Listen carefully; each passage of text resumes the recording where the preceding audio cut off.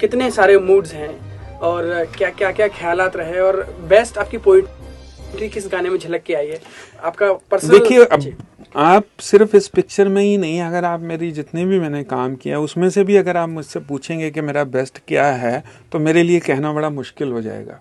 वो गाना सुपरहिट हो या ना हो, लेकिन मेहनत लिखने वाला भी, बनाने वाला भी, गाने वाला भी उतनी ही करता है। तो इसमें भी, क्योंकि जैसा मैंने कहा कि एक फोकलोर पे है, फोकलोर में बहुत सारी सिचुएशन ज़िंदगी की होती हैं, तो आपको ज़िंदगी की कई सारी सिचुएशन इस भरीना पिक्चर में भी देखने को मिलेंगी और लौला में भी।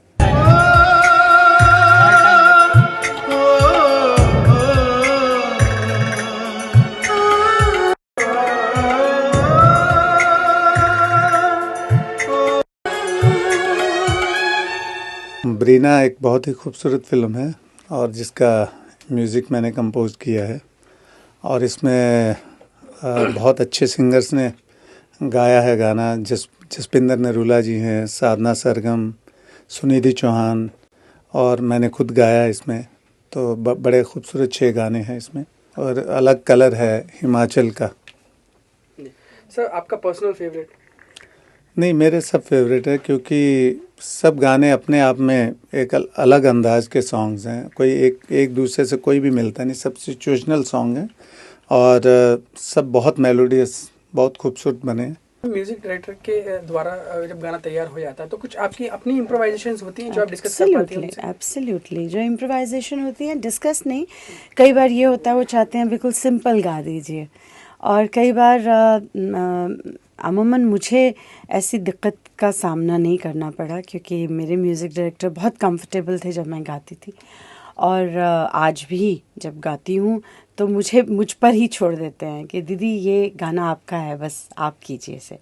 तो जब मैं गाने लगती हूँ, जो भी इम्प्रोवाइजेशन होती है, तो मुझे बाद में हमेशा कहना अच्छा लगता है ये बात, and I am very thankful to God कि हर इंसान मुझे ये कहता है कि आपने हमारे गाने को जो है वो 100% से ऊपर कर दे दिया हमें, जो हमने सोचा भी नहीं था आपने गाने को उस तरह से किया। तो ये सब चीज़ें जो होती हैं ये उसकी कृपा से होती हैं। हम तो कोशिश कर सकते हैं और करने वाले तो हम कोई भी नहीं है, करने वाला तो वही ऊपर वाला है। तो इस तरह से इम्प्रोवाइजेशन होती है। गाना तैयार होने के बाद जब वो ऑन एयर हो जाता है, जब टीवी पे आता है, तो आपको लगता है कुछ आप और भी कुछ कर पाते हैं कुछ?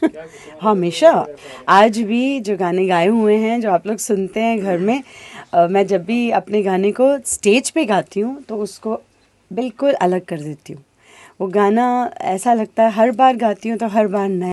और आप खुद सुनेंगे तो आपको एक से एक बढ़कर गाना है, उसमें कोई भी मतलब मेरा फेवरेट अगर मैंने सब गानों में गाया तो मेरे को सब अच्छे लगेंगे ही और लगते हैं, बट मुझे लगता है कि लोगों को बहुत पसंद आएंगे ये गाने। सर किसी भी गाने की कोई एक सिचुएशन जो आपको बेहद पसंद आई हो, कुछ शेयर करें हमसे। एक गाना जो मैंने सुनिधि के साथ गाया था, वो गाना मुझे लगता है बड़ा ही खूबसूरत, एक सैड सॉन्ग है जो वो बहुत ही प्यारा है। और आपको जैसे पता है इरशाद कामिल जी ने गाने लिखे हैं और हिमाचल में उस लैंग्वेज में इस तरह का म्यूज़िक इससे पहले कभी रिकॉर्ड नहीं हुआ इस लेवल पे, और मतलब मुझे लगता नहीं, अब ये पहली बार हो रहा है कि हिमाचल में उस तरह का कोई म्यूज़िक हमने रिकॉर्ड किया, और सब बॉलीवुड के जितने टॉप के सिंगर्स हैं सब ने इसमें गाए। सर पहले ट्यून्स तैयार हुई, फिर उसके बाद लिरिक्स लिखे गए? नहीं, पहले लिरिक्स लिखे, पहले लिरिक्स फिर ट्यून्स जी। सर कितना मुश्किल हो जाता है, कितना आसान होता है कि पहले लिखे लिखाए गाने पे म्यूजिक देना या बनाना? नहीं, मेरे हिसाब से अगर आप सही मायने में कंपोज करना चाहते तो लिरिक्स पे ही होता है। कभी भी मैंने आज तक ऐसा नहीं देखा कि फिल्म शूट करके लोग आ जाते हैं और स्क्रिप्ट बाद में लिखी जाती है, तो स्क्रिप्ट पहले होती है। तो मेरी सर पहले ट्यून्स तैयार हुई, फिर उसके बाद लिरिक्स लिखे गए? नहीं, पहले लिरिक्स लिखे, पहले लिरिक्स फिर ट्यून्स जी। सर कितना मुश्किल हो जाता है, कितना आसान होता है कि पहले लिखे लिखाए गाने पे म्यूजिक देना या बनाना? नहीं, मेरे हिसाब से अगर आप सही मायने में कंपोज करना चाहते तो लिरिक्स पे ही होता है। कभी भी मैंने आज तक ऐसा नहीं देखा कि फिल्म शूट करके लोग आ जाते हैं और स्क्रिप्ट बाद में लिखी जाती है, तो स्क्रिप्ट पहले होती है। तो मेरी कितना टाइम लग गया सभी गानों को लिखने बनाने में? नहीं, इनको वक्त तो लगा क्योंकि बेसिकली मुझे फ़ायदा हुआ क्योंकि मैं खुद हिमाचल से हूँ, तो वो जो वहाँ का म्यूज़िक है मेरे बिल्कुल रोम रोम में है। तो फिर भी इसको उस लेवल पे कि इसको कमर्शियली भी लोग सुने और वहाँ की जो उसका फोक है, जो उसका म्यूज़िक है, जो उसकी आत्मा है वो भी रहे, उन सबको मिक्स करके हमने थोड़ा इसको मेहनत किया। तो मुझे लगता है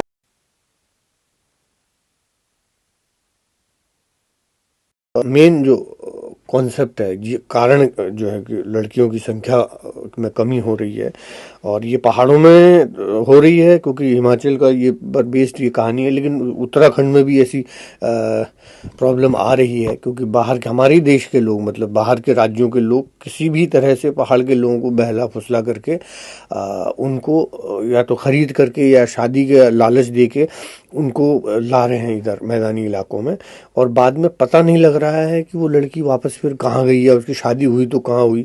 तो वो एक बड़ा गैंग या गिरोह इस तरह का चल रहा है जो कि बड़े स्ट्रांगली मुझे इस बात की खबर है क्योंकि वहाँ के जो एसडीएम साहब उन्होंने मुझे ये खबर बताई और उन्होंने ही इस केस को पकड़ा भी था ऐसे।